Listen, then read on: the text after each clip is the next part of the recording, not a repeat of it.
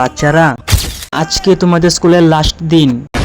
তো তোমরা সবাই বড় হয়ে কি হবে চিন্তা করেছো? স্যার, আমি তো বড় হয়ে ইঞ্জিনিয়ার হব। স্যার, আমি তো বড় হয়ে ডাক্তার হব। স্যার, আমি তো আর্মি অফিসার হব আর দেশের রক্ষা করব। বাহ, অল দ্য বেস্ট বাচ্চারা। ঠিক আছে, বাই বাচ্চারা।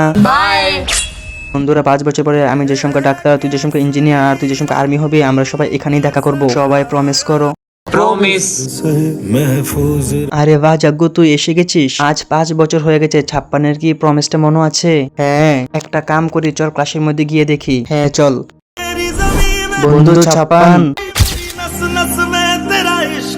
আমরা তো মনে করলামই না তুই আসবি যে। হ্যাঁ আচ্ছা, দেখ তোর জন্য তোর ফেভারিট কেক নিয়ে আসলাম।